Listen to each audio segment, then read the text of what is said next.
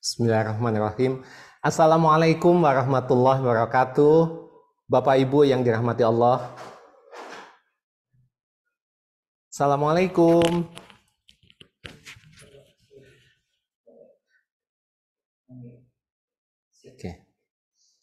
Oke, baik.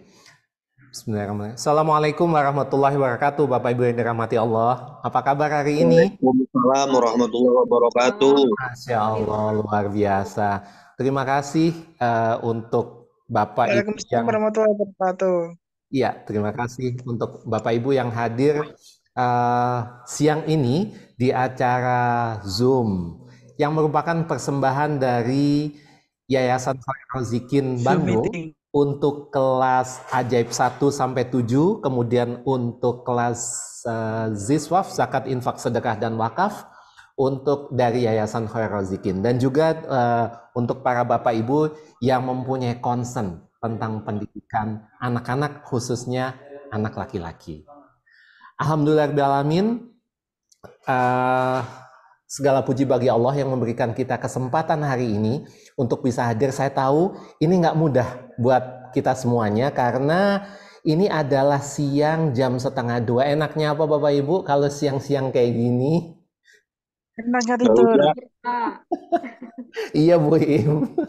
Enak istirahat, selonjoran habis makan, terus kena angin atau di AC, enaknya istirahat ya. Tapi Bapak Ibu di sini rela menginvestasikan waktunya untuk mendengar sharing, mendengarkan, datang hadir di majelis ilmu untuk mendapatkan sharing. Jadi ini menjadikan nilai plus buat Bapak Ibu semuanya yang hadir hari ini. Salawat dan salam kita aturkan kepada junjungan kita Rasulullah Sallallahu Alaihi Wasallam. Allahumma sholli ala Sayyidina Muhammad wa ala ali Sayyidina Muhammad. Rabbi shrahli sadri wa yassirli amri wahlul 'uqdatam min lisani yafqahu qawli. Rabbi zidni ilma warzuqni fahma birahmatika ya arhamar rahimin. Amin. Baik, ini sudah hadir beberapa, yang sudah banyak nih yang hadir hari ini. Wah, ini ada Bunda Dani, Qurani, Blitar, sedang rapat. Waalaikumsalam. Masya Allah, Bunda, terima kasih sudah Pak Darul ya? Ini siapa nih Pak Darul? Muhammad Karisma, Kesehatan Masjid Mustawan, Pak. Oh, siap, baik, alhamdulillah. Oke, rapat, walaupun sedang rapat, namun investasikan waktunya untuk hadir. Ibu Yati dari Kuningan. Oh iya, Bobo, ya siap. Baik, boleh ya saya izin untuk sapa-sapa salam dulu. Di sini ada Bunda Dwi Ismayanti sebagai admin ajaib kita yang selalu hadir di setiap kelas hari ini. Assalamualaikum Bunda Dwi. Waalaikumsalam Pak Indra. Ada Bunda Iim Rohaini. Ada Bunda yang selalu setia hadir di setiap Zoom kayaknya ini, Masya Allah, luar biasa. Semoga Allah selalu mudahkan dan lancarkan semua urusannya ya Bun. Kemudian ada Pak Asep. Assalamualaikum. Ini Pak Asep ini adalah salah satu yang pernah jadi bankers, Masya Allah. Dan alhamdulillah beliau sudah hijrah sekarang. Ada Bunda Ai Suhartati, ada Bunda Dara Puspita, Bunda Lia, Bunda, Assalamualaikum Bun. Ada Bunda Yosi, Bunda Utari Sagena dari Sulawesi Barat, Masya Allah. Ada Bunda Anissa dari Bandung, ada Bunda Dwi Hayati, Bunda Neng, Nurnaningsi, ada Pak Darul Qurani ini, Pak Revi bukan sih? Oh Pak Revi ya? Masya Allah ya Pak Revi. Oke. Darul Quran di Selatan Masjid Mustawan. Oh siap, baik. Ada Bunda Eneng, ada Bunda Nur Aini, ada alumni THM 11 nih Pak Gusti Rahim yang hadir menyertai. Ada Bunda Yeni, Bunda Nela Al-Nugrah, Bunda Empat Fatimah, kemudian Pak Andi, Zulfajrin, Syam. Ada lagi Bunda, siapa nih? Bunda Nini, Bunda Linda dari Bandung, dan masih banyak, Masya Allah. Ada siapa lagi yang belum saya sapa nih? Ya enggak? Oh masih ada. Oke, Bunda Ita Apriani, Bunda Linda, Bunda siapa lagi? Ada I0812 belakangnya 137. Wah, Masya Allah. Semoga hari ini saya doakan untuk Bapak Ibu semuanya yang hadir dan buka kameranya. Semoga Allah selalu berikan rizki yang berkah melimpah, Amin. dikabulkan semua hajat-hajatnya, dan Ya. Allah selalu bahagiakan dan muliakan Bapak Ibu semuanya hari ini. Dan yang mungkin sedang tidak sehat, semoga Allah segera pulihkan dan sehatkan badannya, diberikan kesehatan yang paripurna. Dan bagi yang punya anak-anak, diberikan anak-anak yang soleh, solihah, hafiz, hafizah. Dan mungkin yang masih belum, saya doakan tahun ini segera didekatkan jodohnya dan diberikan jodoh yang terbaik. Amin. Allahumma amin. Amin. Baik. Oh, ini ada Bu Haja, Masya Allah. Bu Haja Lili, Assalamualaikum Bunda. Apa kabar Bun? Masya Allah, keren Bunda. Oke, baik.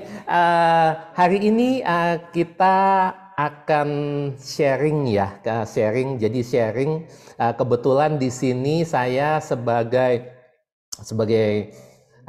orang tua gitu. Jadi saya kalau waduh, berarti ini kayaknya udah segmented nih, MR for Daddy. Jadi sebagai ini aja informasi bahwa kadang-kadang kenapa dinamakan Bunda Dinang.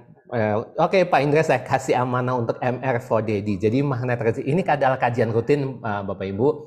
Ini tentang, cuman ini lebih fokusnya ke Daddy, artinya bapak-bapak. Artinya karena yang memberikan bapak-bapak ya saya akan mengangkat bapak-bapak. Namun ini tidak hanya eksklusif bapak-bapak, enggak. Ini untuk parenting. Kenapa? Saya merasa di sini juga sebagai parenting, sebagai orang tua, dan saya di sini untuk men-sharingkan. Jadi bukan saya memberikan ilmu, enggak ya Bapak Ibu. Mohon izin ya. Saya sharing pengalaman. Boleh nggak Bapak Ibu saya sharing pengalaman tentang parenting nih? Boleh, Pak Indra. Boleh diperkenan, mohon izin ya. Terima kasih Bapak Ibu. Nah, jadi di sini kita akan mulai dengan peran utama seorang ayah ya, karena memang di dalam satu keluarga dalam suami istri itu yang menjadi kepala keluarga adalah suami. Artinya suami dalam hal ini sebagai nakodanya. Nah, jadi kenapa sebagai nakodanya? Karena memang ya selain di Al-Quran disebutkan arijalu qawwamuna 'alan nisa, artinya itu laki-laki adalah menjadi pemimpin. Tapi sekali lagi ini bukan diskriminasi, cuman ini hak yang diberikan sama Allah. Tapi kita akan sharing sedikit bagaimana peran, saya akan sedikit sharing tentang bagaimana peran ayah dalam mendidik anak laki-laki.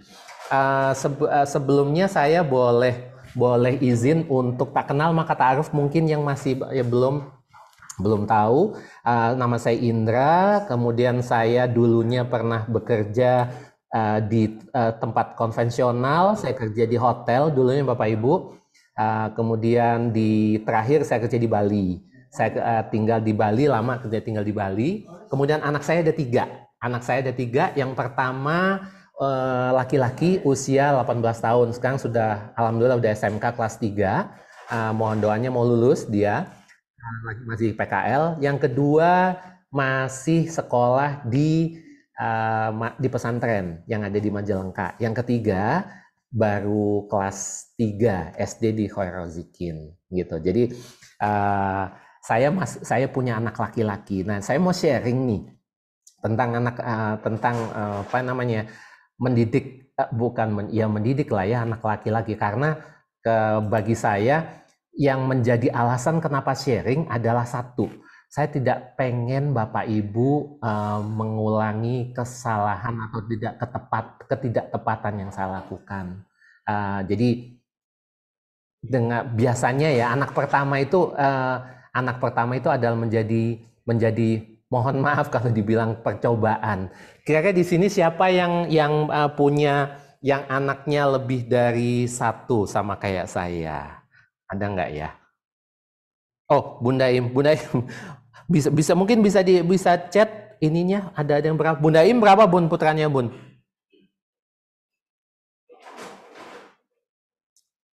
Wow, oke, ada berapa nih? Waduh. Oh, ada yang dua. Oh, ada dua. Bunda Yani dua.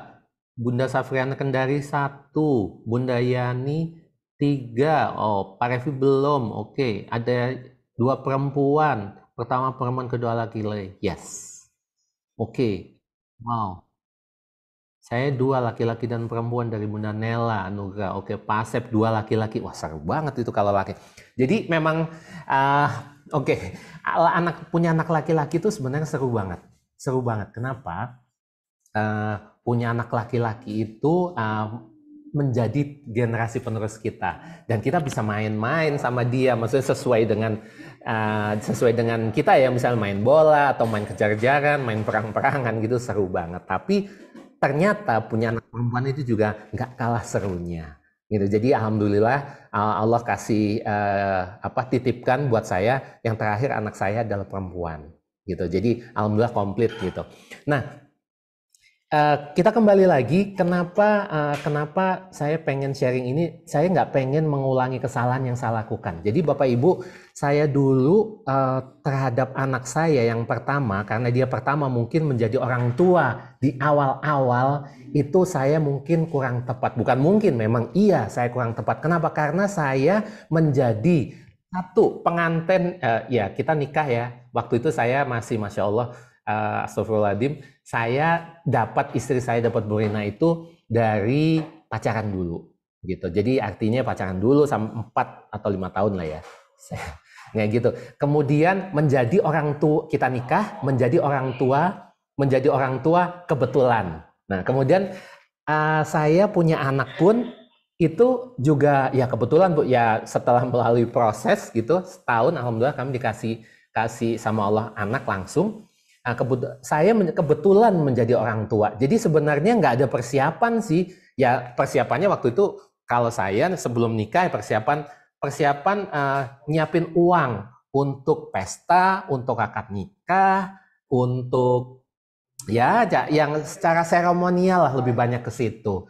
Jadi untuk investasi leher ke atas itu sebenarnya nggak ada persiapan sama sekali Bapak Ibu. Karena siapa yang ngalamin kayak saya nih, waktu punya anak tidak ada persiapan menjadi seorang parenting. Ada nggak yang punya pengalaman kayak saya? Jadi orang tua kebetulan nih. Jadi kebetulan aja jadi orang tua, kebetulan aja Allah titipkan. Oke Bu Yani, oke tos Bun, tos. Bu Neng, yes, tos. Gitu. Oh ternyata banyak ya. Berarti saya nggak sendiri. Oke, nggak apa-apa. Nah jadi Oke, singkat cerita adalah saya menjalani hari-hari. Kami adalah orang yang pasangan yang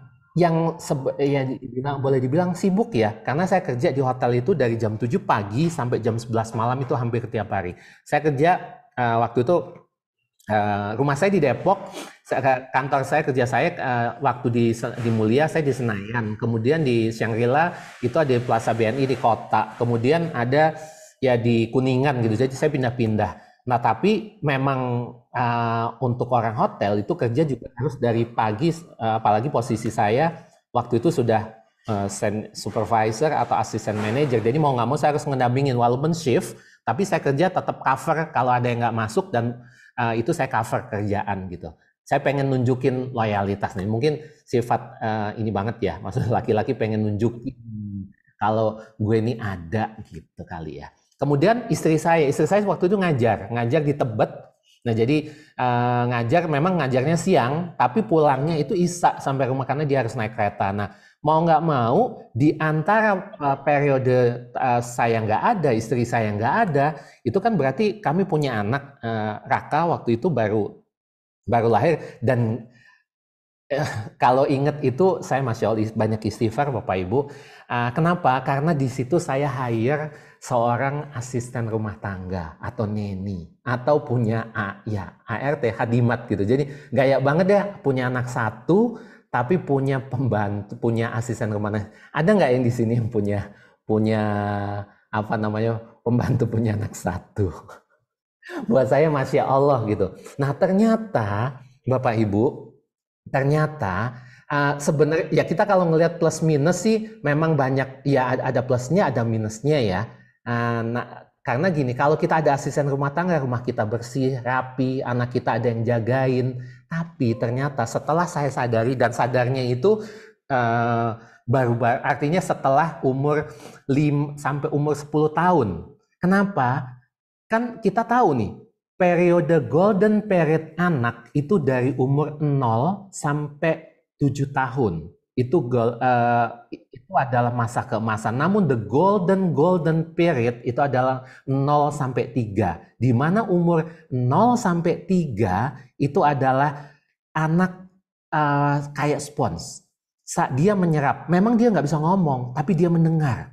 Dia mendengar. Jadi apapun yang terjadi, apapun instruksi, apapun omongan, apapun ataupun misalnya masukan dari media, itu dia nangkep. Dan ternyata itu. Dan Bapak Ibu tahu, anak saya yang pertama itu di umur 0 sampai umur 7 tahun, umur 5 tahun, dia tuh kayak kristal. Kenapa saya bilang kayak kristal? Dia tuh nggak pernah jatuh.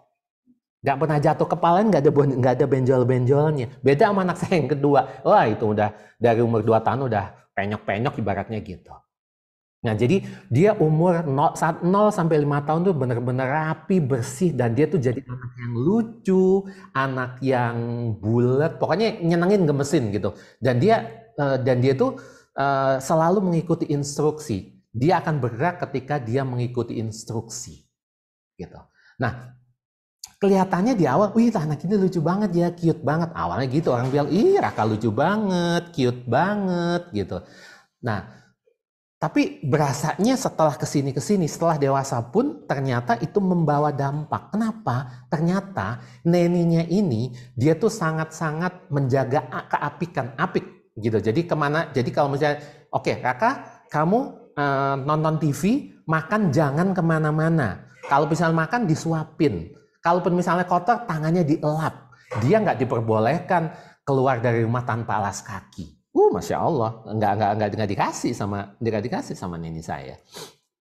Nah, kayak gitu.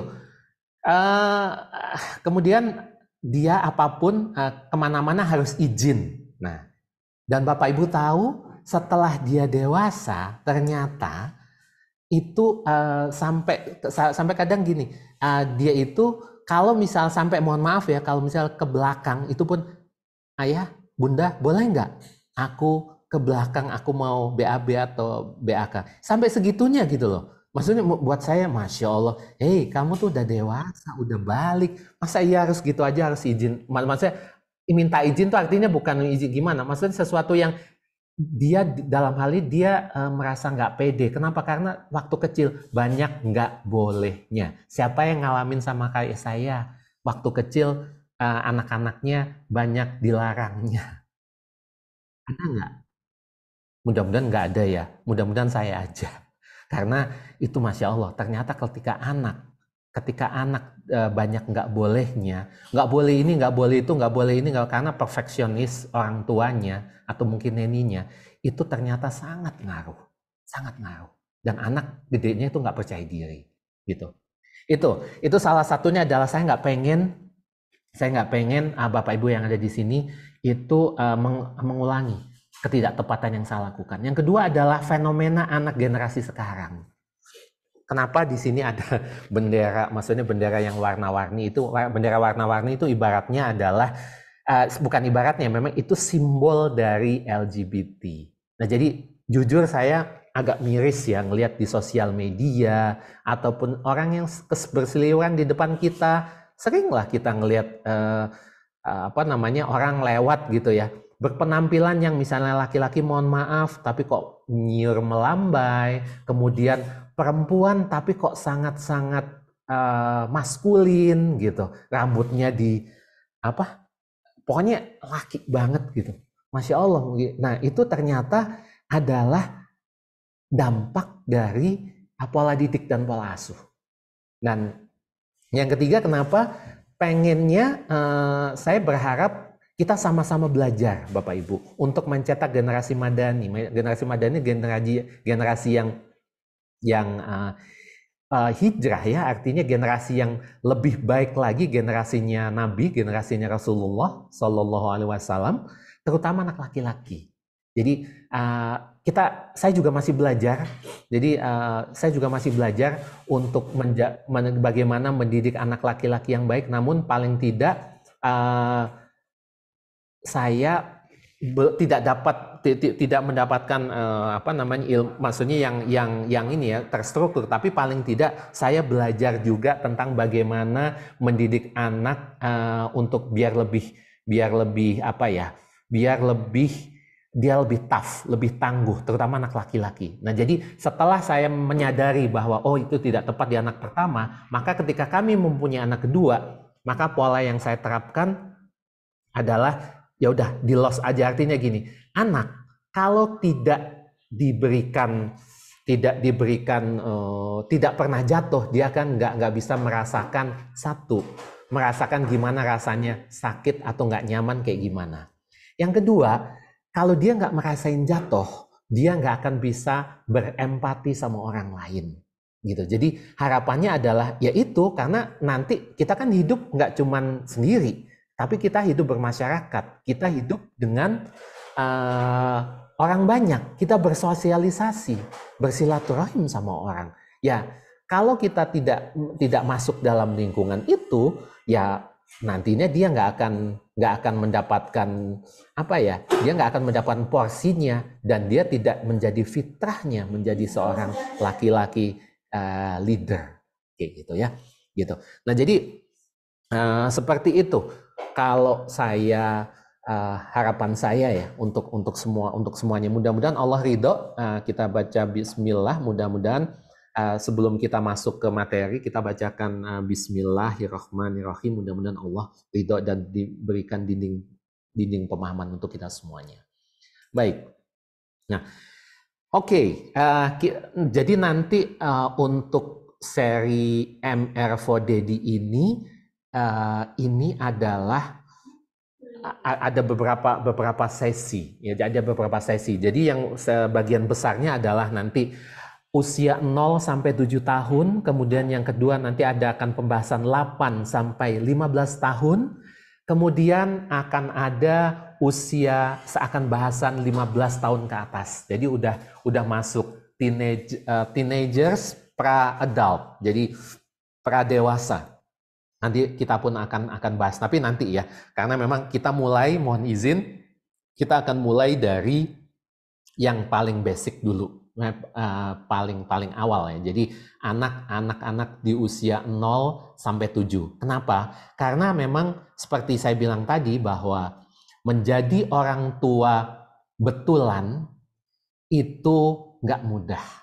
Yang ada seperti saya, menjadi orang tua kebetulan. Tapi alhamdulillah Allah berikan hidayahnya untuk saya bisa belajar. Dan ini menjadi media juga bahwa nanti di sesi tanya jawab saya pun juga akan belajar dari Bapak Ibu. Mungkin Bapak Ibu ada testimoni ataupun statement pernyataan nantinya, itu saya butuh banget untuk masukkan ini gitu. Jadi kita mulai dari awal ya Bapak Ibu.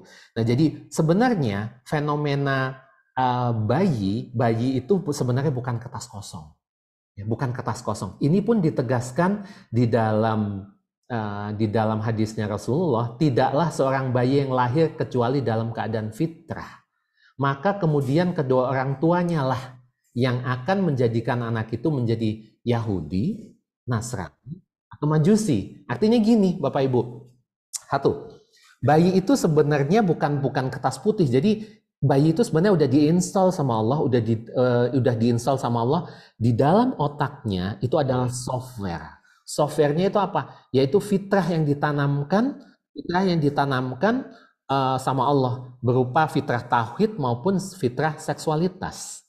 Nah, jadi fitrah itu yang menjadi tanggung jawab orang tuanya untuk menumbuhkan dan mengembangkannya. Jadi kalau misalnya nantinya anak itu nanti menjadi amit-amit menjadi Yahudi atau menjadi Nasrani, yang akan disalahkan, yang akan terlibat itu adalah orang tuanya. Karena orang tuanya tidak mau makanya ini dikaitkan dengan ilmu magnet rezeki. Itu makanya kita juga harus memantaskan diri menjadi orang tua.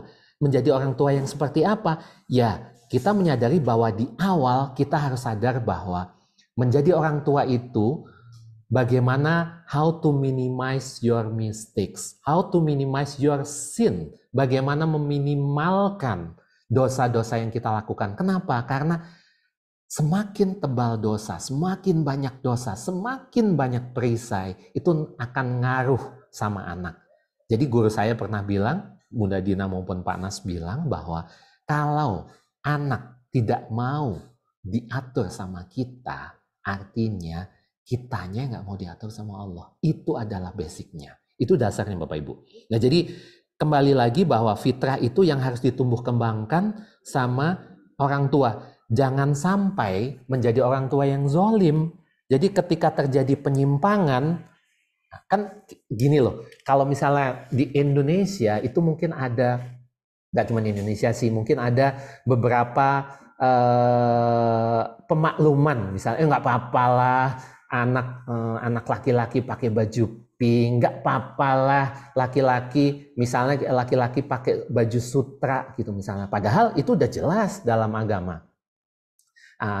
Kalau pakai baju sutra itu udah nggak boleh, itu Rasul yang bilang nggak boleh pakai emas, nggak boleh pakai ya hal kayak gitu. Jadi di culture kita, di budaya kita itu pemakluman itu sangat banyak. Nah jadi ketika terjadi penyimpangan, yang menjadi tertuduh utamanya ya siapa lagi, ya orang tuanya mungkin. Tapi kan gini ya saya kan lagi long distance gitu misalnya jauh, atau orang tuanya kayak saya juga ngalamin hal yang kayak gitu. Iya, makanya saya bilang bahwa ini adalah muhasabah saya.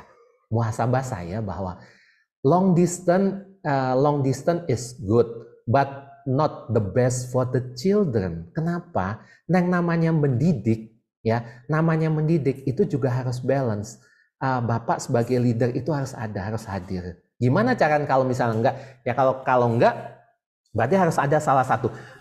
Nah gini, saya ingat banget waktu itu saya pernah long distance, keluarga saya kerja di Bali, kemudian Pak Nas waktu itu pernah berkunjung ke Bali dan beliau nanyain saya, oh Pak Indra kemana? Di Surabaya Pak kerja. Saya kerja waktu itu setahun. Oh kerja setahun, Masya Allah. Dan saya, Bapak Ibu tahu nggak, saya di Japri sama Pak Nas. Kerja berjauhan itu bagus, tapi nggak berkah. Masya Allah, itu menampar muka saya bolak-balik. Itu yang jadi kebenaran. Wah berarti saya salah.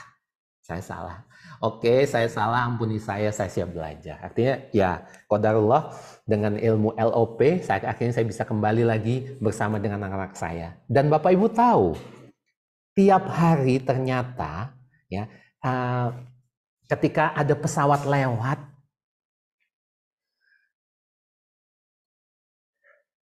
anak saya bilang,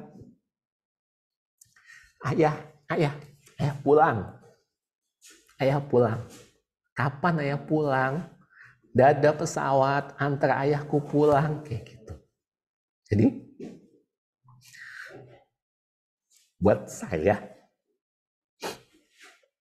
jangan sampai ini kejadian bagi Bapak Ibu semuanya. Karena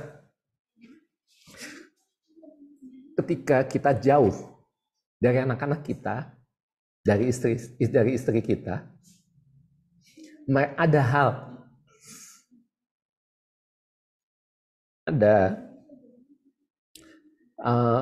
hati yang kita bikin sedih, yang mereka mungkin nggak bisa ungkapkan. Contohnya istri saya mungkin juga bilang, oke, nggak apa-apa, demi jalannya roda perekonomian. Tapi untuk apa ya? Mohon maaf.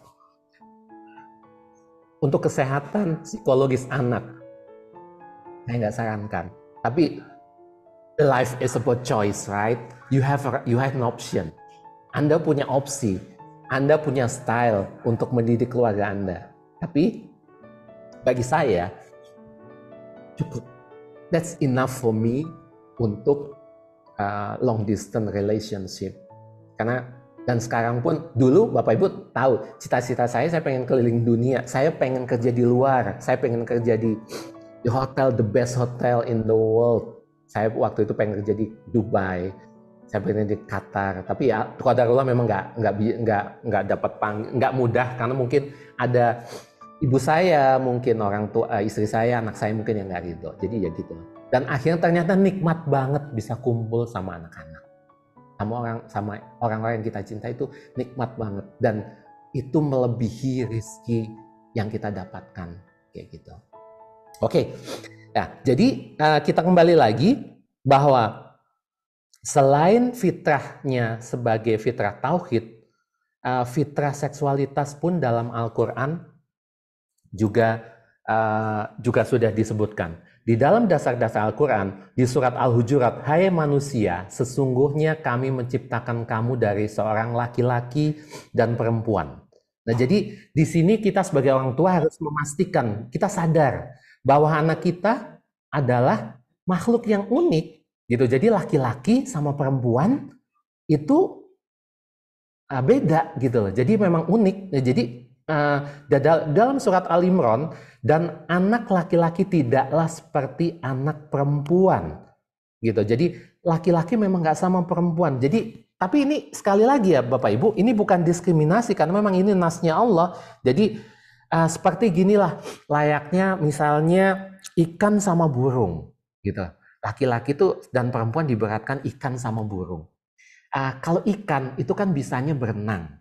Kalau burung itu kan terbang. Jadi nggak mungkin dong kita ngajarin ikan untuk terbang dan burung untuk menyelam di dalam air. Yang terjadi apa? Yang terjadi gimana kalau misal kita ajarin ikan itu menyelam di air? Untuk ikan-ikan tertentu mungkin bisa matok ikan burung tertentu itu mungkin bisa matok ikan di dalam air, tapi dia tidak untuk masa yang lama. Tapi misalnya, jadi secara umum aja bahwa ikan dan burung itu adalah makhluk yang beda, makhluk yang unik, mempunyai kelebihan dan kekurangan masing-masing. Sama juga dengan laki-laki dan perempuan. Maka pola pengasuhannya pun itu juga harus beda. Jadi kita nggak bisa nyamain, gitu. Kita nggak bisa nyamain karena kemungkinannya bisa dua, Bapak Ibu. Yang pertama, salah satunya itu menjadi rusak atau nggak tepat, atau yang kedua, kalau kita samakan, itu dua-duanya menjadi rusak atau dua-duanya udah. Nah, kita kan nggak mau kan kalau mendidik anak-anaknya kedua-duanya rusak, nggak tepat kan kayak gitu. Nah, kemudian di dalam surat Ar-Rum juga diberikan informasi bahwa hadapkanlah wajahmu dengan lurus kepada agama Allah. Tetaplah atas fitrah Allah yang telah menciptakan manusia menurut fitrah itu. Nah, di sini adalah tidak ada perubahan pada fitrah Allah. Itulah agama yang lurus. Tidak ada perubahan. Artinya apa? Yang di fitrah manusia itu ada dua. Ada satu laki-laki, ada dua perempuan. Nggak ada golongan ketiga. Nggak ada golongan ketiga, Bapak Ibu. Ya, secara seksualitas nggak ada. Nggak ada golongan ketiga, nggak ada. Yang namanya itu nggak ada. Tuh ya.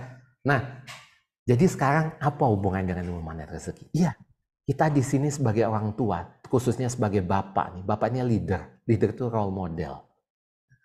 Sebagai seorang role model harus ngasih contoh. Gimana ya Anda sekarang dengan adanya fenomena fatherless? Yes. Nah, itu mungkin yang menyebabkan fenomena fatherless tidak ada. Misalnya di kota-kota besar. Kayak sama saya ngalamin itu Bapak Ibu. Parentless, fatherless saya udah ngalamin itu. Dan terjadi apa? Encusless. Jadi at the end of the day, ya betul, anak saya ini sama asisten rumah tangga ataupun kepada, mungkin ada beberapa yang ke neneknya atau tetangganya kayak gitu. Jadi fenomena father. Kenapa? Father is a leader is a role model. Jadi orang laki-laki itu menjadi bapak, terutama bapaknya itu menjadi role model. Nah, kenapa mungkin misalnya di dalam Quran itu disebutkan bahwa Allah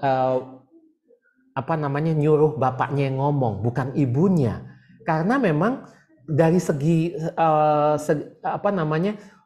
secara psikologis ibu itu mempunyai kosakata lebih banyak daripada ayahnya. Jadi kalau misalnya ibu udah hari-hari lah ngobrol sama anaknya, dari kecil pun diasuh sama ibu, diasuh sama ibunya. Nah, ada masa itu anak laki-laki maupun perempuan itu harus dekat sama ayahnya. Dan ayah itu nggak banyak ngomong, tapi ketika dia ngomong, diharapkan dia didengar sama anaknya, dan itu nancep, masuk, napel, kalau kata orang Sunda.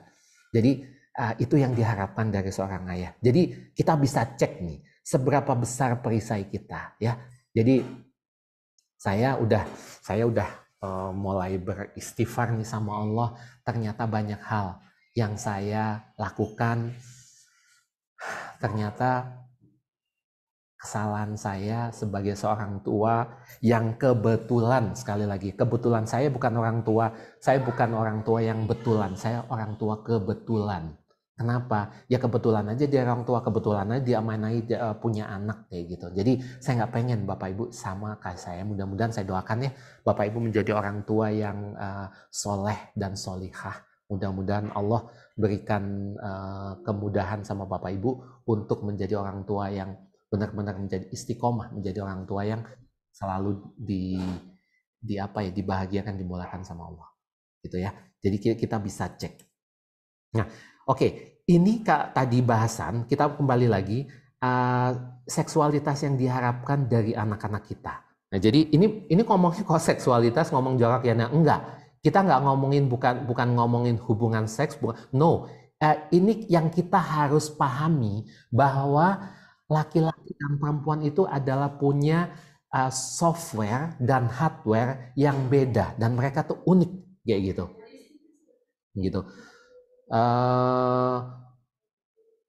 Yang pertama yang diharapkan adalah benar, ya. Jadi ada 3. Yang pertama adalah benar. Benar dalam hal ini adalah laki-laki itu sesuai dengan panduan agama, etika, maupun nilai-nilai sosial. Dan tidak ada, itu tidak terbantahkan.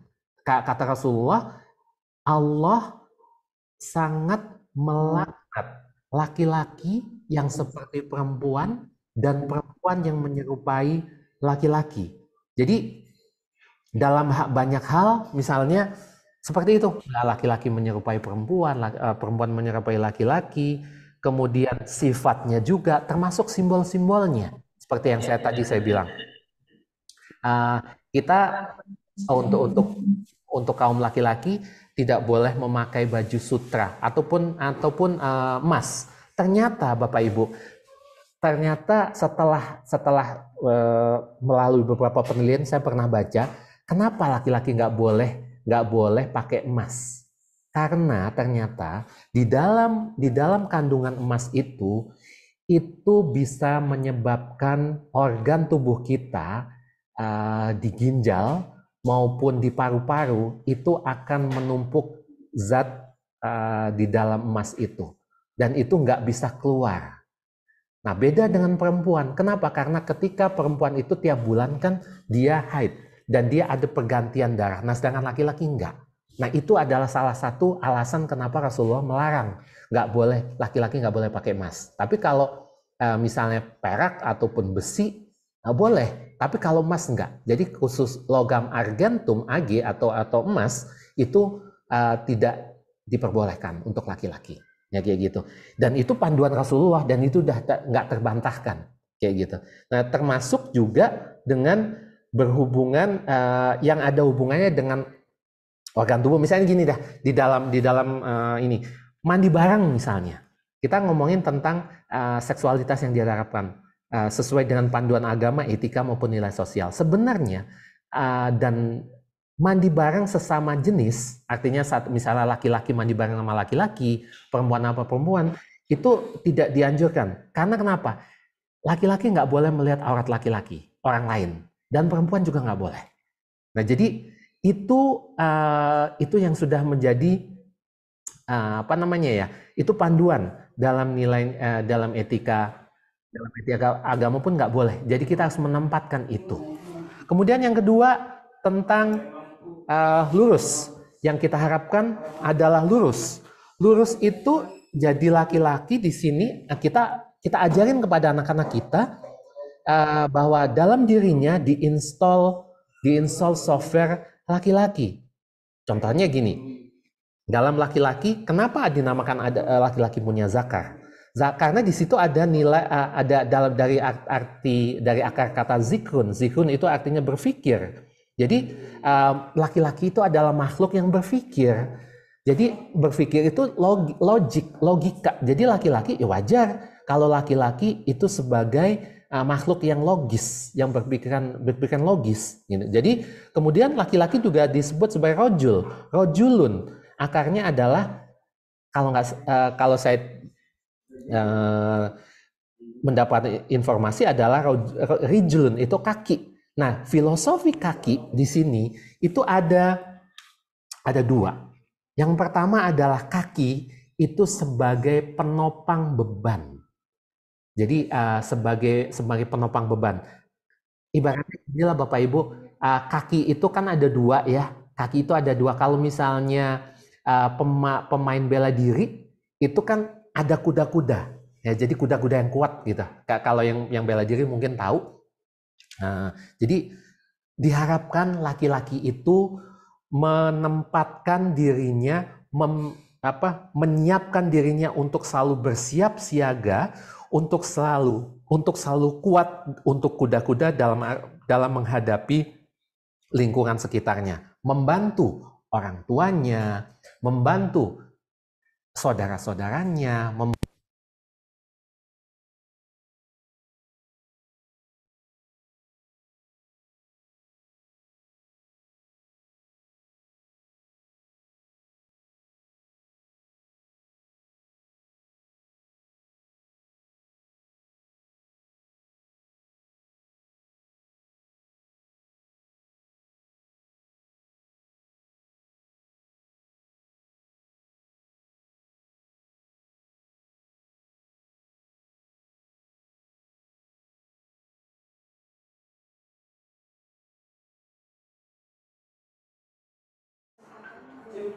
Oke, baik.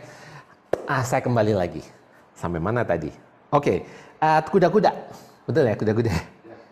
Siap, kuda-kuda. Oke, jadi laki-laki arti dari rijlun kaki tadi, arti yang pertama adalah laki-laki diharapkan sebagai penopang beban. Jadi bukan membebani malah, tapi sebagai penopang beban. Laki-laki harus siap untuk membantu orang lain. Jadi membantu sesamanya. Dan itu memang sudah menjadi fitrahnya. Yang kedua adalah melangkah. Laki-laki memang ditakdirkan untuk melangkah keluar rumah. Laki-laki memang ditakdirkan untuk berkelana. Dan laki-laki ditakdirkan untuk mencari rizki itu juga di luar. Tapi juga tidak menutup kemungkinan kalau sekarang kan bisa aja. Namun artinya gini, langkahnya laki-laki itu lebih luas daripada perempuan. Kenapa? Karena etika, norma, misalnya kalau perempuan mungkin ada lebih ke ini ya, maksudnya etika. Jadi kalau laki-laki kan lebih ada fleksibilitas, kayak gitu. Nah itu yang kedua. Jadi fitrahnya memang lurus laki-laki itu. Yang ketiga, seksualitas yang diharapkan adalah sehat. Sehat itu meliputi kesehatan fisik maupun kesehatan mental. Nah, kesehatan fisik dalam hal ini adalah bagaimana dia bisa merawat tubuhnya, ya, merawat organ-organ tubuhnya, bercanda yang tidak berlebihan, karena kan mungkin ada organ tubuh kita yang di situ ada berkumpulnya pembuluh darah dan misalnya saraf-saraf. Nah, itu dia juga harus bisa menjaga itu. Dan yang kedua, kesehatan psikis. dalam hal ini khusus ya untuk laki-laki itu diperbolehkan menjadi orang, nggak semua orang nih kadang, waktu termasuk saya dulu, ini kesalahan yang saya lakukan adalah anak saya laki-laki, 2 laki-laki, saya bilang, laki-laki nggak boleh nangis, laki-laki nggak boleh cengeng. Nah, padahal beda. Cengeng sama sedih itu beda. Kenapa? Karena kalau kita nggak bolehin orang nangis, itu nantinya kalau gede, itu dia nggak punya empati. Gitu. Ya, jadi nggak punya empati. Ya, contohnya gini dah. Saya pernah nonton video waktu kecil, orang tuanya bilang gini, udah nggak usah nangis, gitu aja masa nangis. Kan itu biasa lah yang kayak gitu. Udah gede nggak usah nangis, udah gede. Tahu nggak? Waktu dia sudah orang tuanya udah tua, kemudian orang tuanya jatuh dan anak ini berbalik bilang gini. Udah, nggak usah nangis, kan udah gede, masa nangis? Oh, itu gimana rasanya? Bapak Ibu kan kalau ketika orang tua udah lemah, fisiknya lemah, nggak berdaya. Harapannya dia bisa curhat sama anaknya, bisa bonding lah sama anaknya. Tapi ternyata apa responnya? Kayak gitu, itu sedih banget. Ya cuman kalau misalnya kita balikin lagi, it's all about you, it's about parents gitu. Mungkin karena kita dulu belum paham gitu. Nah jadi ketika misalnya anak nangis nih, misalnya dalam kesehatan psikisnya atau mentalnya, kita perbolehkan anak laki-laki nangis. Artinya ya boleh, karena itu adalah empati, kecuali kamu cengeng. Kalau cengeng enggak. Saya setuju. Kalau cengeng enggak, kan kita bisa ngelihat ini mana yang dia dikit-dikit nangis, Nah itu mah ya kita harus benerin. Maybe there is something wrong di sana gitu. Jadi mungkin ada sesuatu yang kita harus bereskan, harus rapikan. Menjadi penyebab atau ada luka batin atau kita tarik ke belakang seperti apa, kayak gitu. Nah jadi ini yang kita perlu pahami. Menjadi orang tua betulan. Jadi bukan menjadi orang tua kebetulan. Karena kalau saya dulu memang mendapatkan pendidikannya, makanya pendidikannya bahwa ajaran orang tua saya, laki-laki nggak boleh nangis. Whatever it is, there is no reason laki-laki nangis. Makanya saya pernah masuk dalam fase udah cuek banget gitu sama orang tua. Masya Allah, ternyata saya dapat hidayah. Ya alhamdulillah ada baca buku, kemudian datang ke majelis ilmu gitu, terus ketemu sama guru-guru yang bisa memberikan pencerahan. Akhirnya ternyata yang saya lakukan selama ini adalah salah atau kurang tepat gitu. Itu bagi saya Bapak Ibu.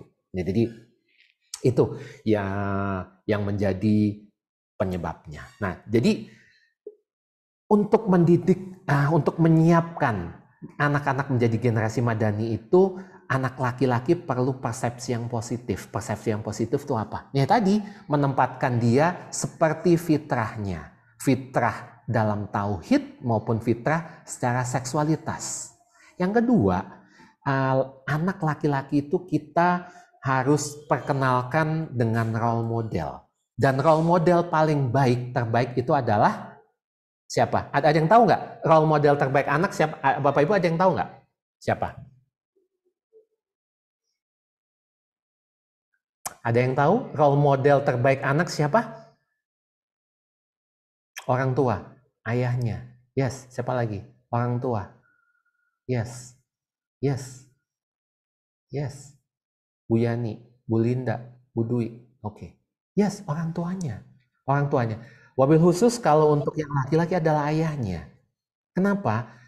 Dia butuh sentuhan maskulinitas dan dia butuh sentuhan emosional juga. Jadi harus balance di sana. Nah, jadi kalau di dalam, dan laki-laki itu pun di dalam Al-Quran disebut laki-laki itu harus qawwam. Qawwam itu apa? Harus menjadi pribadi yang solutif.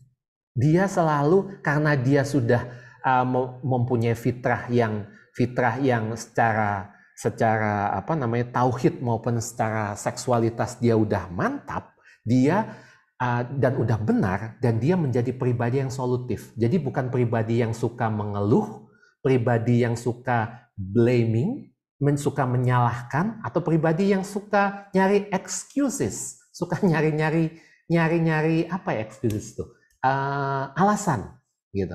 Nah, jadi menjadi pribadi yang solutif. Jadi kalau misalnya dia dalam otaknya nih, karena dia secara fisik, secara laki-laki tadi adalah makhluk yang logis, jadi dia udah ada di dalam pikirannya ada plan A, plan B, plan C sampai mungkin plan Z harus ada gitu. Yang pertama, yang kedua harus yang namanya qawam. Qawam itu adalah punya multi peran.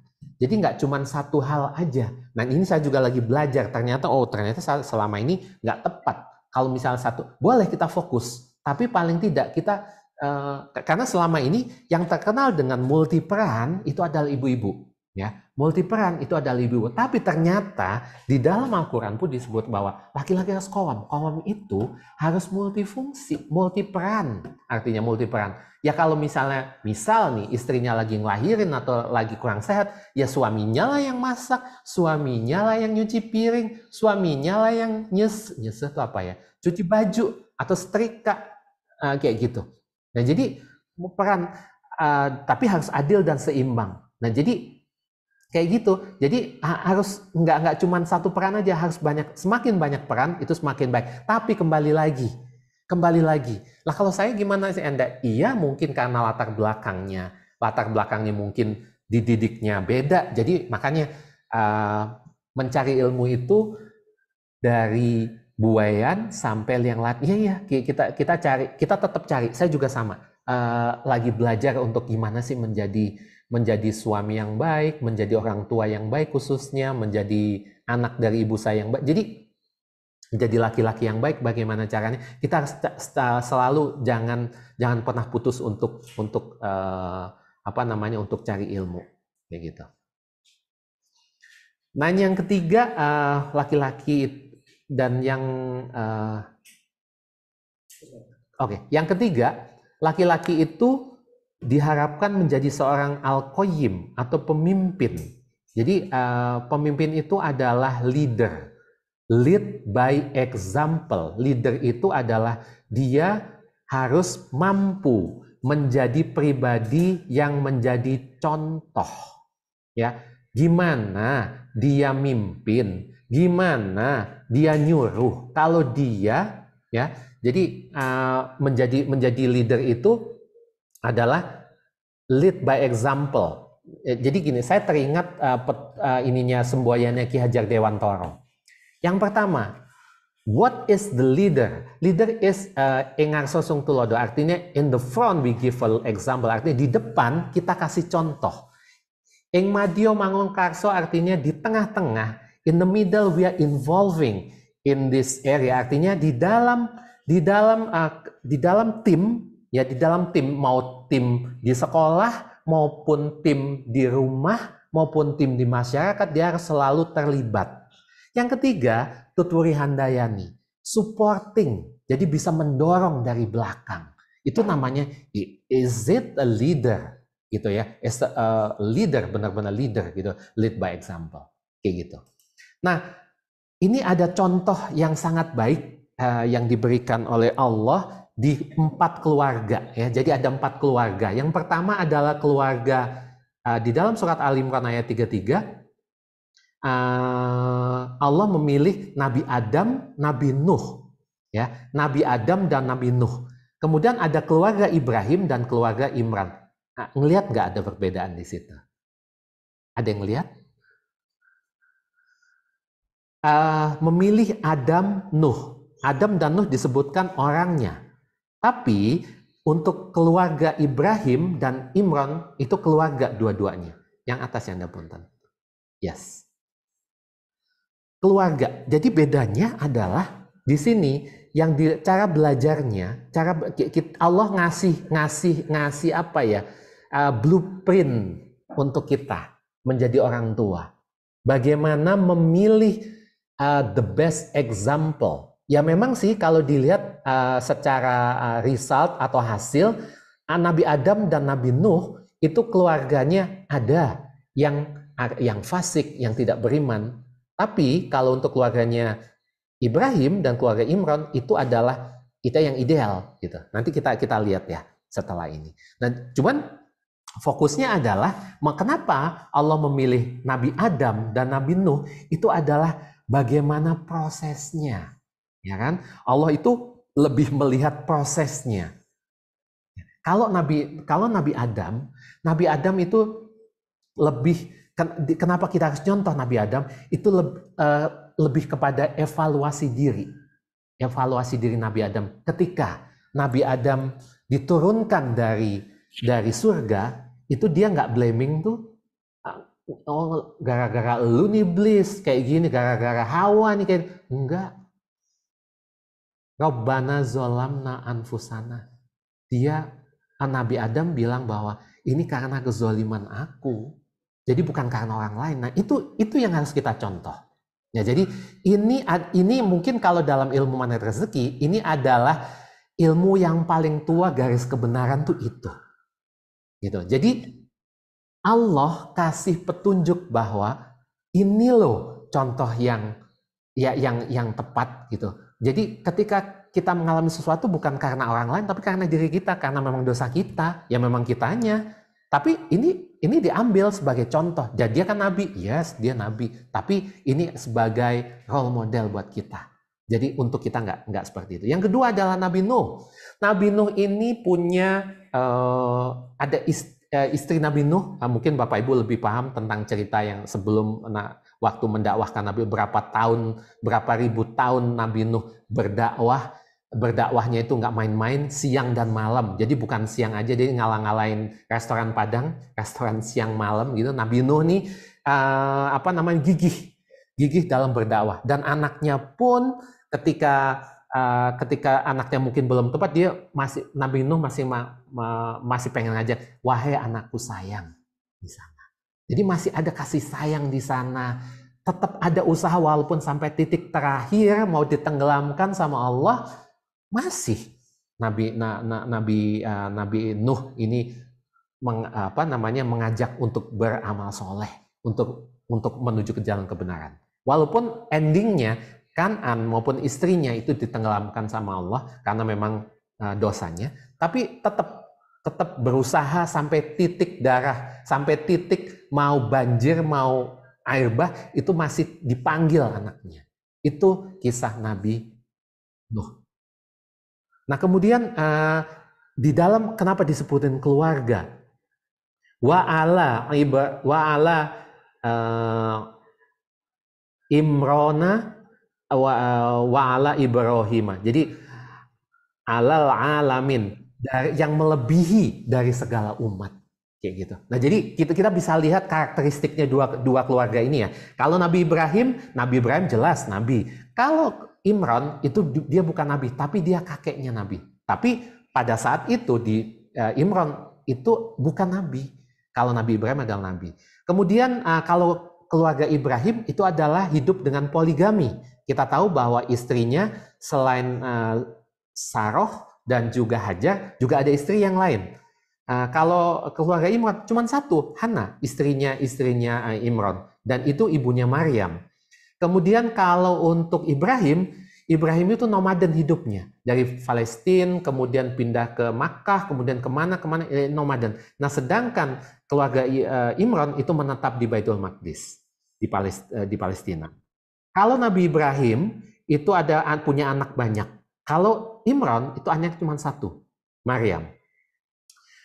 Keluarga Ibrahim itu full parent, artinya suami istri masih ada, orang tua masih ada. Sedangkan keluarga Imran itu single parent, artinya ketika Maryam lahir, Imran meninggal. Gitu. Untuk pengasuhan dua-duanya pengasuhan, kalau misalnya Ibrahim itu anaknya semua laki-laki. Kalau Imran itu adalah contoh dari untuk pola pengasuhan perempuan yaitu Maryam. Jadi kita kan tahu bahwa Nabi Ibrahim itu yang paling kita kenal adalah memberikan keturunan Nabi Ishak dan Nabi Ismail. Nabi Ismail nanti endingnya adalah Nabi Muhammad. Kalau Nabi Ishak ke bawahnya Nabi siapa namanya? Leluhurnya Bani Israel gitu. Itu leluhurnya Bani Israel. Jadi nanti akan ada nabi-nabi itu setelah Nabi Ishak gitu ya. Jadi itu adalah contoh. Ini yang kita bisa jadikan role model Bapak Ibu. Siapa yang jadi sebenarnya Allah tuh pengen anaknya seperti nabi. Siapa yang anaknya pengen jadi kayak nabi? Tapi ini bukan ajaran, bukan ini ya. Nabi udah jelas, Nabi itu udah Nabi Muhammad udah terakhir ya. Tapi secara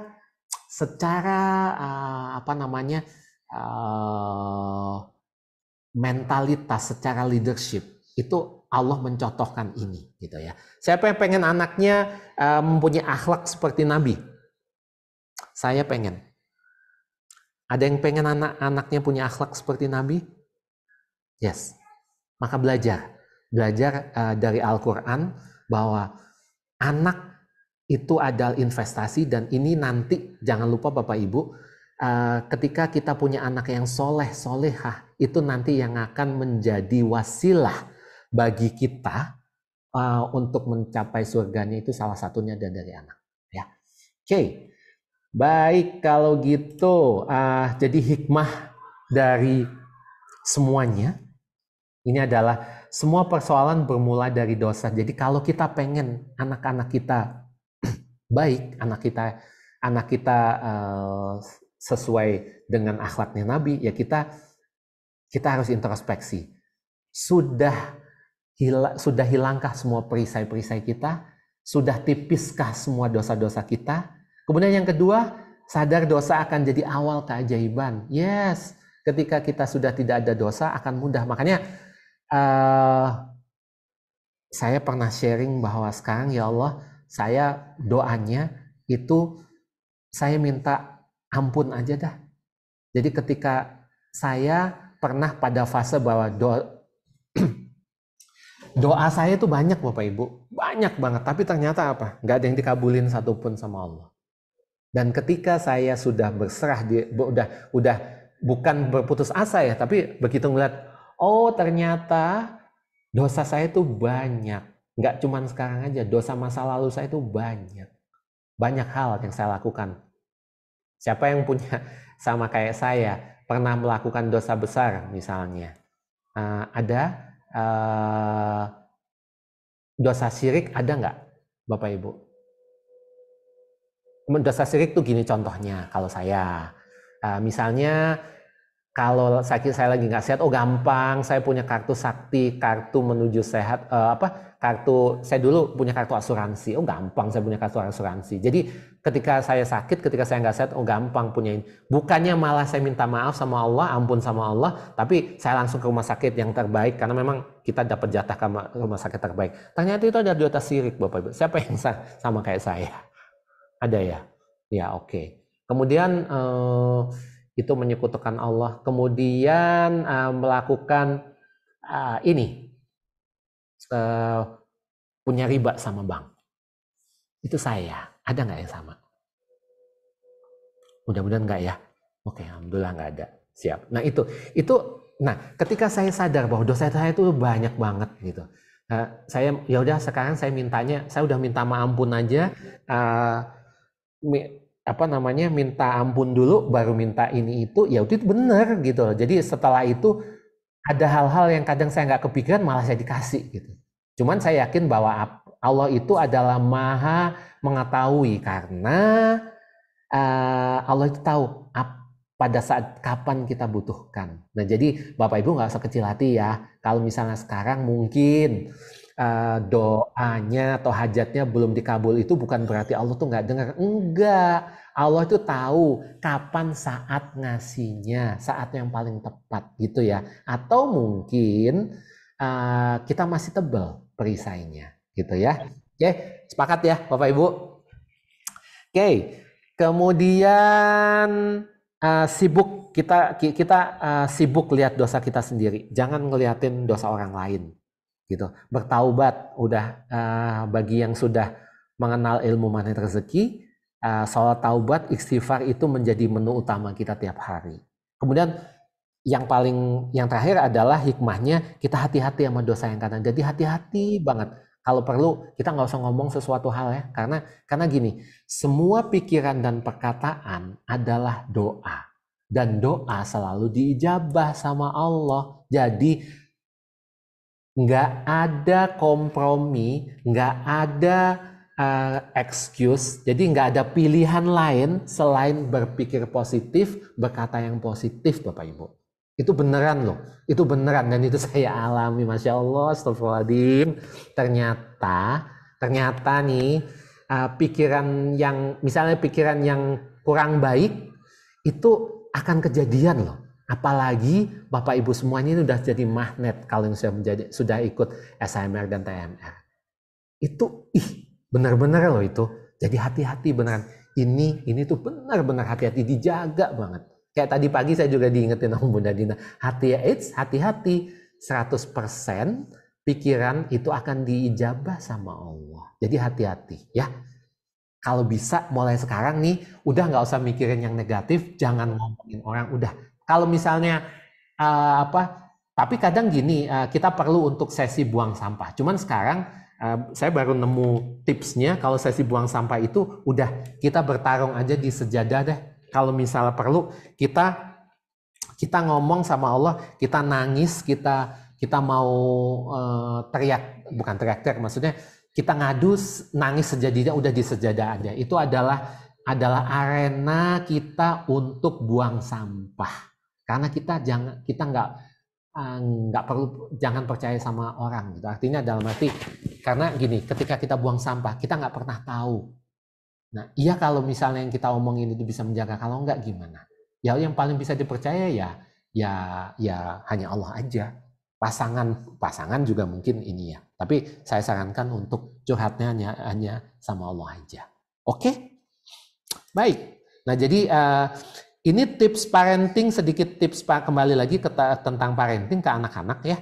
Nah, jadi yang kita perlukan ketika kita membangun hubungan dengan anak-anak itu yang diperlukan yang percaya. Kita coba mempercaya, trust them, percaya sama mereka, khususnya untuk anak-anak yang menjelang usia balik, kita kasih mereka kepercayaan. Yang kedua, terbuka. Jadi sekarang saya lucu sekarang, misalnya anak saya yang kedua itu kan lagi pesantren dan dia umur berapa ya, 12 ke 13 lah. Nah, jadi sampai nih Bapak Ibu, saking kita udah ini terbuka gitu, ayah tahu aku semalam mimpi basah loh, terus gimana, aku harus gimana. Jadi sampai ngomong gitu, itu pun dia terbuka sama saya gitu, sama ayahnya ya, tapi kalau ibunya mungkin dia malu kali ya. Jadi ada hal-hal yang sensitif, dia suka sama orang lain gitu, dia cerita gitu. Jadi itu kenapa kita perlu membangun chemistry, membangun keterbukaan sama anak. Iya, kita perlu. Jadi kita anggap dia ya sebagai teman, sebagai kawan gitu, ya mungkin, tapi ada sih fase-fase nggak mudah, tapi kita anggap dia itu sebagai, kita harus terbuka sama anak-anak kita gitu ya. Ikhlas, kita harus ikhlas memberikan kasih sayang, semuanya kita harus ikhlas. Kemudian yang keempat adalah bonding. Nah, yang keempat ini, kalau kita nggak percaya, kita nggak terbuka, kita nggak ikhlas, kita nggak akan terjadi bonding. Bonding itu adalah engagement atau keterikatan dengan anak-anak kita. Nah, jadi terutama bapak nih ya, bapak nih sangat penting. Ibu juga nggak kalah pentingnya, tapi bapak dalam hal ini adalah nanti sebagai pembentuk karakter anak. Terutama adalah misalnya nanti itu dibahas di perempuan ya. Karena bapak itu adalah cinta pertama anak perempuannya. Nah, tapi kalau untuk bagi anak laki-laki, bapak itu adalah the real role modelnya anak laki-laki. Nah, jadi kalau kita pengen, nah, makanya saya bermuhasabah sama diri saya. Anak saya yang pertama namanya Hafiz Raka, Hafiz. Harapan saya anak pertama itu menjadi seorang hafiz Quran. Tapi ternyata Bapak Ibu, ternyata dia belum jadi hafiz Quran. Mohon doanya mudah-mudahan dia jadi hafiz Quran. Tapi pada saat itu di SMP saya masukkan ke pesantren, harapan saya dia menjadi hafiz. Tapi ternyata belum dijabah sama Allah. Kenapa? dia jangankan dia jadi hafiz, hatam aja juga belum gitu. Itu kenapa? Karena memang saya orang tuanya, terutama bapaknya, saya juga nggak melakukan hal yang saya omongin, ngomong doang gitu. Saya cuma pengen ber-LOP doang gitu. Pengen anak saya jadi hafiz, sedangkan saya pun nggak ngelakuin hal yang sama. Saya nggak ngaji secara intens, saya ngajinya paling juga tiap malam Jumat aja gitu, atau habis subuh aja. Nah itu nggak tiap hari. Jadi anak juga ngeliat, bapak aku nih apain sih? Cuman bisanya nyuruh-nyuruh aja. Nah kayak gitu. Itu terjadi bonding itu nanti akan terjadi, nggak akan terjadi bonding orang, dan dia juga nggak akan menjadi apa yang kita impikan, karena memang kita juga nggak melakukan hal yang sama. Jadi itu salah satunya, contohnya gitu.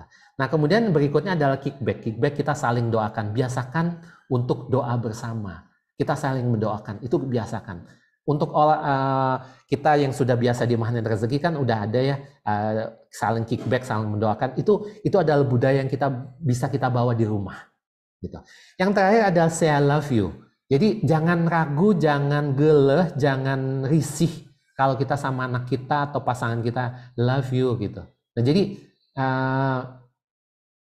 kalau awal-awal saya ini apaan sih, tapi setelah nonton beberapa film gitu, dengerin kajian gitu, ternyata the power of I love you itu sangat-sangat besar.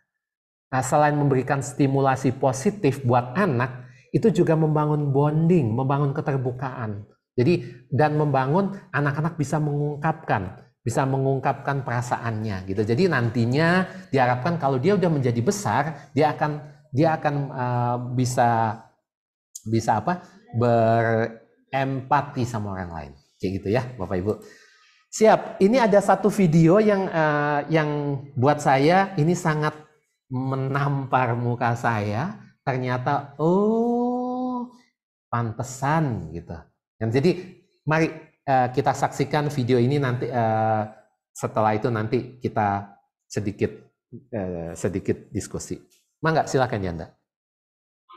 Kalau ayah ibunya sudah bagus, itu otomatis anaknya akan mudah cepat berubah.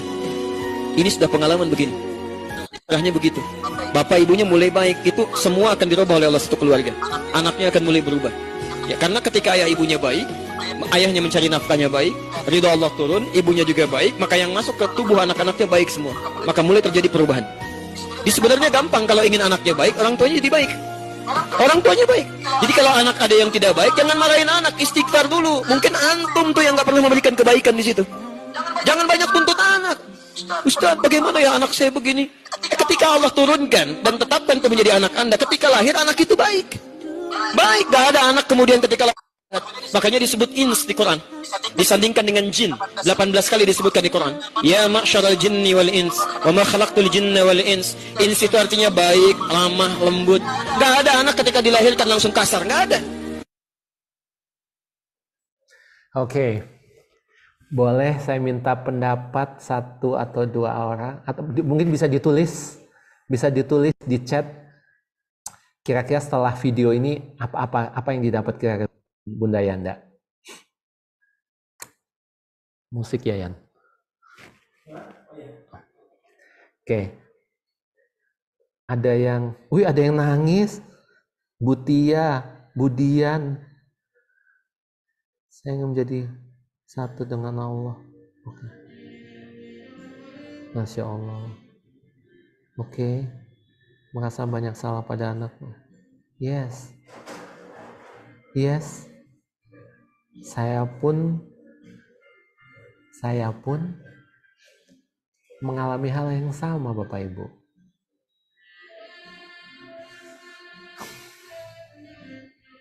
Saya pun mengalami hal yang sama.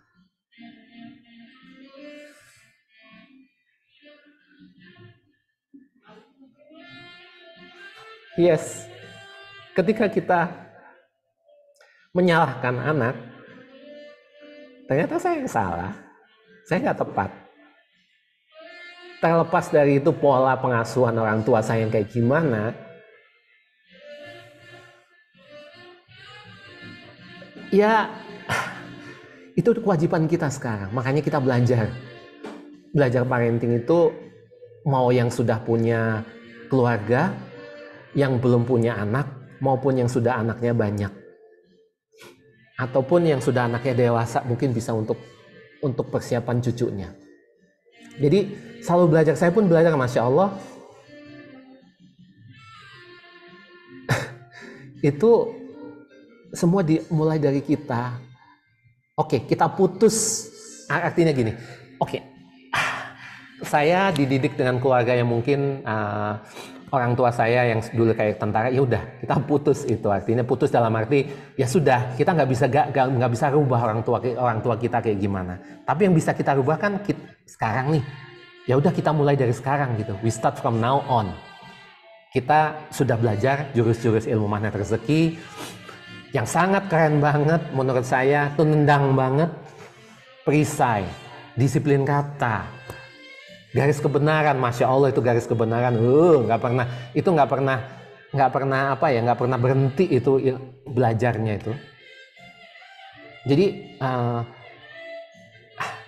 itu yang makanya kita jadi orang tua itu nggak mudah gitu. Jadi makanya saya bilang tadi, ya saya ini jadi orang tua kebetulan gitu, belum jadi orang tua betulan gitu. Belum jadi orang tua betulan, masih belajar, masih banyak yang belajar. Karena kadang emosi juga masih naik turun dan setan tuh nggak bisa ngelihat kita baik dan nurut sama Allah. Tapi kita harus punya komitmen. Artinya seperti Ustadz tadi di videonya Ustadz tadi bahwa semua berawal dari kita mulai dari sekarang, kita kok punya komitmen bahwa kita menjadi orang tua yang betulan, kita belajar. Kemudian kita cari nafkahnya bukan dari hal yang subhat, bukan dari hal yang haram, karena itu akan menjadi darah dan itu ternyata benar itu benar banget. Jadi makanya salah satu alasan kenapa saya resign dari tempat saya yang dulu, mungkin salah satunya adalah hal subhat yang itu membuat anak saya nggak mudah. Nanti saya akan cerita di part-part berikutnya, di bagian-bagian selanjutnya akan lebih menarik lagi tentang bagaimana saya dan istri berjuang untuk kami mengubah bagaimana paradigma anak itu memang baik, jadi mengubah yang nggak mudah menjadi lebih baik lagi gitu. Oke, kita baca ininya persoalan dari Bunda Dina. Oke, Bunda Dina, assalamualaikum. Persoalannya dimulai dengan tidak baiknya kita duluan. Oke, saya sadar selalu banyak dosa hingga sulit semuanya. Nggak mudah semuanya, Bunda Mala. Bunda Linda, saya mengambil role model dari kesalahan orang tua. Saya perbaiki kesalahan mereka dan mengadop kebaikannya saja sebagai pembelajaran. Yes, correct. Memang seperti itu. That's the ideal of the real parents. Jadi bukan parents yang fake parent tapi real parents gitu ya. Baik kalau gitu. Jadi ada sedikit informasi bagi Bapak Ibu nih, khususnya yang punya anak yang remaja, menjelang remaja teen. Ini ada kelas hybrid. Kelas hybrid hanya dibuka 25 peserta, dan kabar baiknya ini kelas offline-nya sudah full Bapak Ibu, Masya Allah, tabarakallah. Mudah-mudahan kita diberikan kesempatan nanti ada sesi-sesi berikutnya bersama Bunda Dina dan Kak Rere untuk Magnet Rezeki 14. Tapi jangan khawatir Bapak Ibu, kita masih ada kelas online-nya ya. Jadi nanti akan dilakukan offline-nya di gedung Training Islamic Center Magnet Rezeki Bandung. Alhamdulillah gedung ini adalah gedungnya Bapak Ibu yang sudah memberikan zakat, memberikan wakaf, zakat, infak, sedekah dan wakafnya untuk pembangunan gedung ini. Dan mudah-mudahan pahala Bapak Ibu mengalir dari kebermanfaat gedung ini. Dan kita bantu anak-anak remaja untuk menjadi remaja yang diinginkan sama Allah. Remaja yang bisa menjadi qurrata ayun, sebagai penyejuk hatinya orang tua dan menjadi pembela agamanya ya. Kemudian informasi berikutnya di tempat yang sama insya Allah nanti. Yang tadi itu tanggal 17 ya Bapak Ibu, hari Sabtu ini, hari Ahad ini, dari jam 7.30 sampai jam 17.30. Oke, mudah-mudahan nanti akan ada sesi batch berikutnya kalau mau yang offline, tapi ini yang untuk yang online masih banyak space-nya. Oke, kemudian kita akan adakan lagi bersama Gurunda Ustadz Nasrullah, saya bersama dengan Bunda Dwi Windarti akan ada seminar hybrid magnet rezeki batch 13 di tempat yang sama dari jam 7 sampai jam 12. Insya Allah di hari berikutnya kita akan ada training hybrid magnet rezeki di tempat yang sama pula. Baik Bapak Ibu semuanya, terima kasih atas perhatiannya dan waktunya. Saya yakin bahwa Bapak Ibu sudah memberikan waktu terbaiknya, investasi waktu terbaiknya. Mudah-mudahan Allah ridho sama kita semuanya.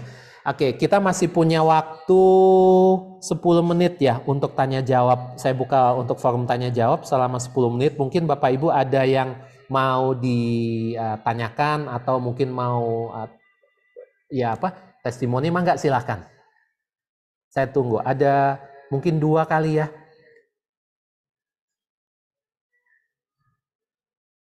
Silakan. Ada yang mau ditanyakan atau raise hand? Lady.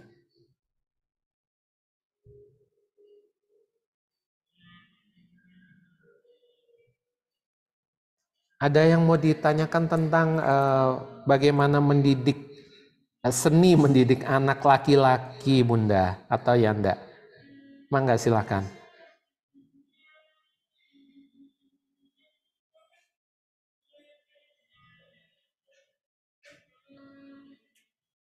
Adakah?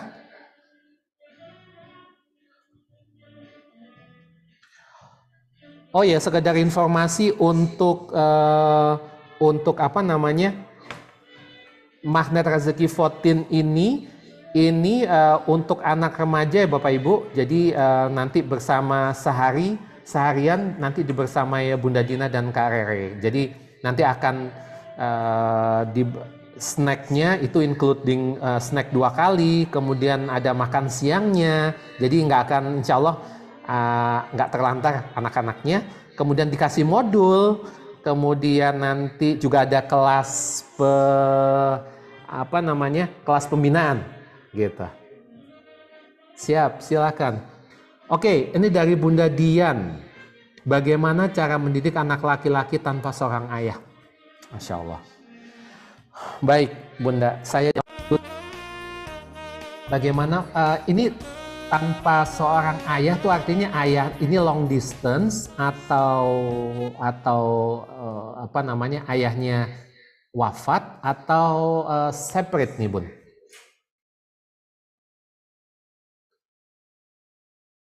Bunda siapa ya? Bunda Dian. Kalau boleh tahu. Oke. Baik,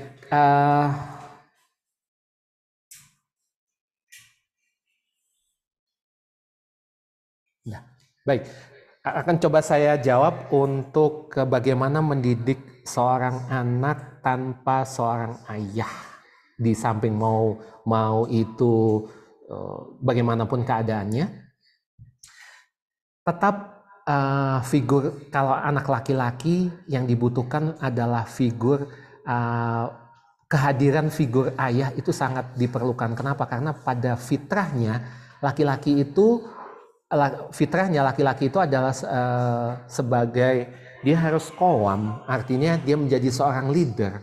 Artinya dia nantinya menjadi seorang pemimpin. Jadi dia juga harus tahu role modelnya. Nggak apa-apa sih kalau misalnya ibu itu mendampingi, namun tetap dibutuhkan kehadiran seorang sosok laki-laki. Nah, kalau misalnya nggak ada ayahnya, bisa saudara laki-laki dari ibunya atau kakeknya, atau mungkin dari saudara yang lain. Kalau misalnya nggak ada juga, bisa menjadi ngambil sosok gurunya. Nah, jadi mungkin itu yang perlu menjadi contoh, karena gini, ada misalnya ibu, mungkin seorang single parents gitu ya, seorang single parents, ibu itu sebagai ibu dan sebagai ayah, namun tetap aja Bapak Ibu secara biologis, secara psikologis, sosok ayah, sosok laki-laki tetap dibutuhkan. Nah, jadi kalau misalnya untuk anak-anak, mungkin khususnya untuk yang masih 0 sampai 7, 8 sampai 15 itu masih butuh figur. Nah, jadi alternatifnya adalah kalau tidak ada figur ayahnya, bisa figur uaknya ataupun mungkin figur omnya atau kakeknya atau saudaranya mana yang dekat, kalaupun tidak ada figur gurunya. Jadi paling tidak kita harus ngambil figur karena figur itu penting buat pembentukan karakter. Gitu. Jadi kalaupun misalnya gurunya pun, tapi masa iya ya sampai gurunya nggak ada yang laki-laki. Tapi pasti akan ada. Tapi kalaupun enggak pun, ya udah kita bisa ambil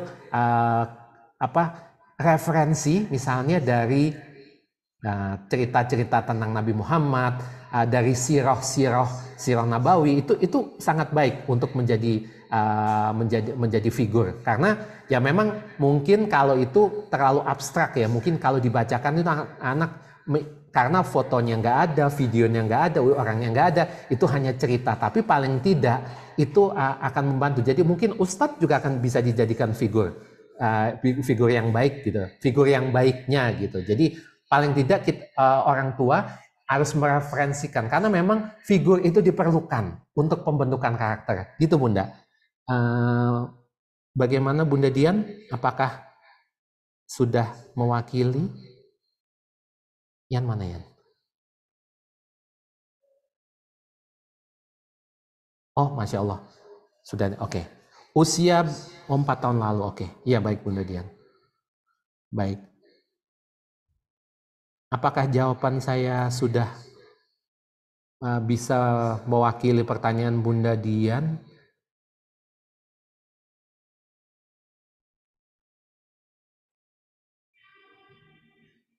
Oke. Sudah ya. Baik, kita menuju yang berikutnya, pertanyaan yang kedua. Mana ya, Anda? Adakah perbedaan mendidik dari Bunda Utari Sugena dari Sulawesi Barat? Adakah perbedaan mendidik anak laki-laki dan perempuan? Ada, Bun. Ada.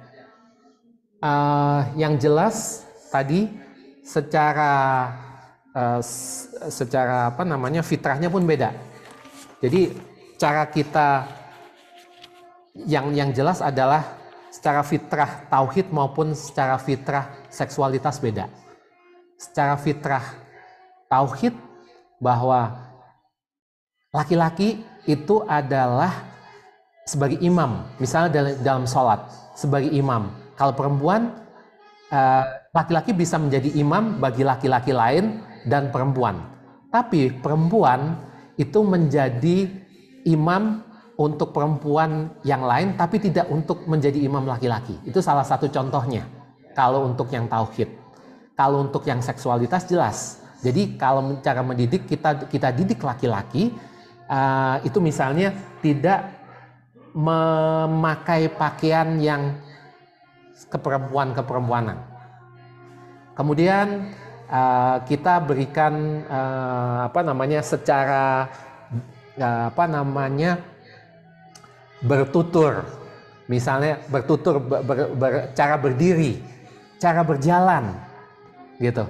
Cara dia menyampaikan, cara dia duduk itu beda laki-laki sama perempuan. Jadi ada banyak hal. Jadi tapi yang bisa diinin adalah secara tauhid maupun secara seksualitas. Nah, secara bermasyarakat pun juga beda, gitu. Jadi tapi sekarang mungkin secara gender equality, kalau sekarang untuk laki-laki dan perempuan secara social environment mungkin hampir sama. Tapi secara seksualitas, secara tauhid itu beda, dan itu adalah dasarnya. Kayak gitu sih Bun. Oke. Kemudian terakhir ya, mohon izin untuk yang terakhir, adakah yang raise hand? Oh, oke. Yang mana ya, Nda? Oke. Dari Bunda siapa? Bunda Mala Komalasari. Bagaimana cara yang agar lebih gampang mendidik anak-anak saya agar menjadi anak yang penurut? Oke. Ini menarik banget pertanyaannya Bunda Mala, bagaimana menjadi anak yang menurut? Oke. Karena pada dasarnya anak itu adalah role model, kita ngelihat semuanya bermula dari kita. Ya, bermulai dari kita, kitalah yang menjadi. Jadi pada statement awal saya, kalau anak nggak mau diatur, berarti kitanya nggak mau diatur sama Allah. Nah jadi kalau kita jangan menuntut, kata Ustadz Adi tadi, kita jangan menuntut anak kita menjadi baik kalau kitanya nggak baik. Artinya saya juga mengalami hal yang sama dan saya juga sedang belajar. Artinya pertama kalau misalnya kita pengen anak kita penurut, kita juga harus nurut sama Allah. Itu Bun. Yang kedua, kita harus banyak-banyak istighfar. Kenapa? Karena anak itu adalah cerminan dari diri kita.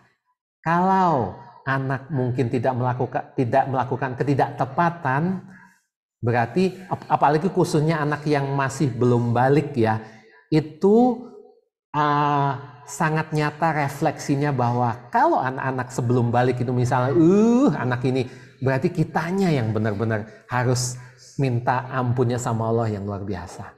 Gitu. Nah jadi kalau anak-anak mungkin yang sudah dewasa, yang bisa kita lakukan, yang di tips tadi Bun.